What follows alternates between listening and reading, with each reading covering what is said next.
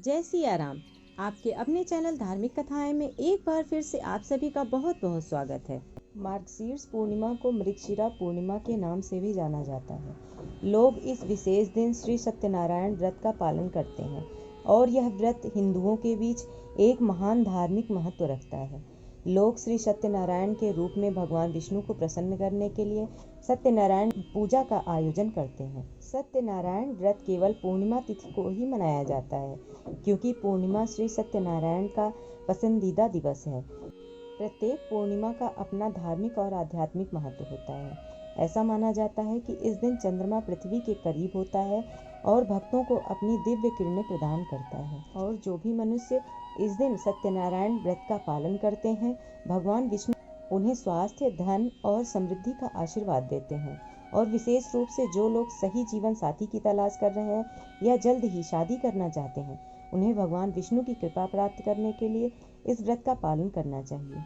जो भी भक्त प्रत्येक पूर्णिमा को श्री सत्यनारायण भगवान का व्रत रखते हैं और उनका पूजन करते हैं तथा कथा का श्रवण करते हैं, श्री सत्यनारायण उन्हें सुख समृद्धि का आशीर्वाद देते हैं और भक्तों की सभी मनोकामनाओं को पूर्ण करते हैं। भगवान श्री सत्यनारायण की व्रत कथा आस्थावान हिंदू धर्मावलंबियों के लिए जानी मानी कथा है। शास्त्रों के अनुसार सत्य को ईश्वर मानकर निष्ठा के साथ समाज के किसी भी वर्ग का व्यक्ति यदि इस व्रत व कथा का श्रवण करता है तो उसे निश्चित ही मनोवांछित फल की प्राप्ति होती है।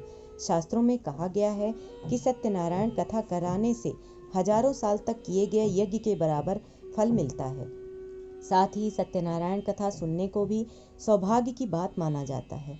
हमारे सनातन धर्म में आमतौर पर देखा जाता है कि किसी भी शुभ काम के पहले या मनोकामनाएं पूरी होने के लिए सत्यनारायण व्रत की कथा अवश्य सुनी जाती है। श्री सत्यनारायण व्रत कथा का पूरा संदर्भ यह है कि पुरातन काल में शौनकादि ऋषि नैमिषारण्य स्थित महर्षि सूत के आश्रम में पहुंचे। ऋषिगण महर्षि सूत से प्रश्न करते हैं कि लौकिक कष्ट मुक्ति, सांसारिक सुख समृद्धि एवं पारलौकिक लक्ष्य की सिद्धि के लिए सरल उपाय क्या है। महर्षि सूत शौनकादि ऋषियों को बताते हैं कि ऐसा ही प्रश्न नारद जी ने भगवान विष्णु से किया था। भगवान विष्णु ने नारद जी को बताया कि लौकिक क्लेश मुक्ति, सांसारिक सुख समृद्धि एवं पारलौकिक लक्ष्य सिद्धि के लिए एक ही राजमार्ग है, वह है सत्यनारायण व्रत। सत्यनारायण का अर्थ है सत्याचरण, सत्याग्रह, सत्यानिष्ठ। संसार में सुख समृद्धि की प्राप्ति सत्याचरण द्वारा ही संभव है। सत्य ही ईश्वर है। सत्याचरण का अर्थ है ईश्वराराधन, भगवत पूजा। सत्यनारायण व्रत कथा के दो पात्र दो कोटि में आते हैं, निष्ठावान सत्यव्रती एवं स्वार्थबद्ध सत्यव्रती। सतानंद काष्ठ विक्रेता भील एवं राजा उल्कानमुख निष्ठावान सत्यव्रती थे।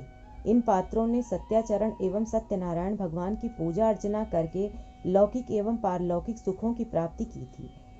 सतानंद अति दीन ब्राह्मण थे। भिक्षावृत्ति अपनाकर वे अपना और अपने परिवार का भरण पोषण करते थे। अपनी तीव्र सत्यनिष्ठा के कारण उन्होंने सत्याचरण का व्रत लिया, भगवान सत्यनारायण की विधिवत पूजा अर्चना की। वे इस लोक में सुख भोग एवं अंत में सत्यपुर में प्रवेश किए। काष्ठ विक्रेता भील भी अति निर्धन था, किसी तरह लकड़ी बेचकर अपना और अपने परिवार का पेट पालता था। उसने भी संपूर्ण निष्ठा के साथ सत्याचरण किया, सत्यनारायण भगवान की पूजा अर्चना की। राजा उल्कामुख भी निष्ठावान सत्यव्रती थे। वे नियमित रूप से भद्रशिला नदी के किनारे सपत्नीक सत्यनारायण भगवान की पूजा अर्चना करते थे। सत्याचरण ही उनके जीवन का मूल मंत्र था।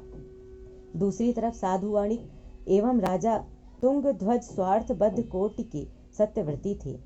स्वार्थ साधना हेतु बाध्य होकर इन दोनों पात्रों ने सत्याचरण किया, सत्यनारायण भगवान की पूजा अर्चना की।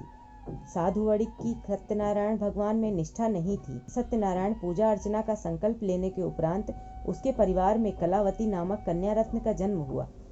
कन्या जन्म के पश्चात उसने अपने संकल्प को भुला दिया और सत्यनारायण भगवान की पूजा अर्चना नहीं की। इससे उन्हें कन्या के विवाह के लिए टाल दी। कन्या के विवाह अवसर पर भी उसने सत्याचरण एवं पूजा अर्चना से मुंह मोड़ लिया और दामाद के साथ व्यापार यात्रा पर चल पड़ा। दैव योग से रत्नसारपुर में ससुर दामाद के ऊपर चोरी का आरोप लगा। यहाँ उन्हें राजा चंद्रकेतु के कारागार में रहना पड़ा। ससुर और दामाद कारागार से मुक्त हुए तो ससुर ने एक दंडी स्वामी से झूठ बोल दिया कि उसकी नौका में रत्नादि नहीं है, मात्र लता पत्र है।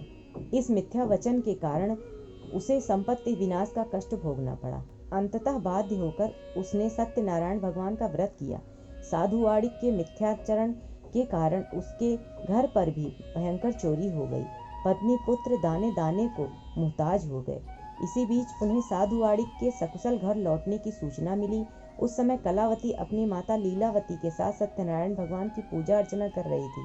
समाचार सुनते ही कलावती अपने पिता और पति से मिलने दौड़ पड़ी। इसी हड़बड़ी में वह भगवान का प्रसाद ग्रहण करना भूल गई।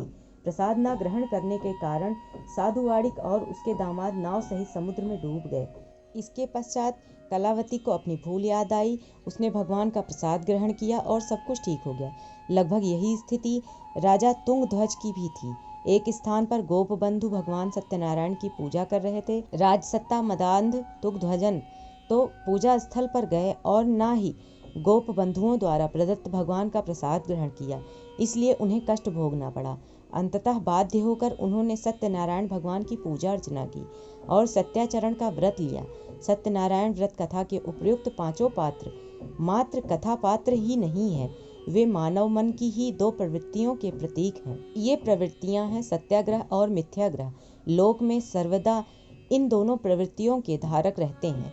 इन पात्रों के माध्यम से स्कंद महापुराण में संदेश देना चाहते हैं कि निर्धन एवं सत्ताहीन व्यक्ति भी सत्याग्रही, सत्यव्रती, सत्यनिष्ठ हो सकते हैं और धन तथा सत्ता संपन्न व्यक्ति मिथ्याग्रही हो सकता है।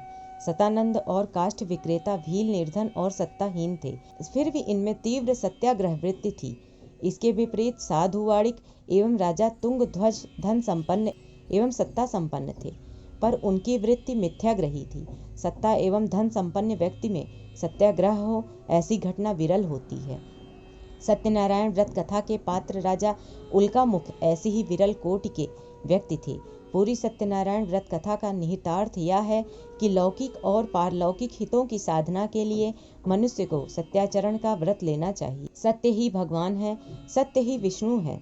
लोक में सारी बुराइयों, सारे क्लेशों, सारे संघर्षों का मूल कारण है सत्याचरण का अभाव। सत्यनारायण व्रत कथा पुस्तिका में इस संबंध में एक श्लोक है। उसके अर्थ के अनुसार सत्यनारायण व्रत का अनुष्ठान करके मनुष्य सभी दुखों से मुक्त हो जाता है।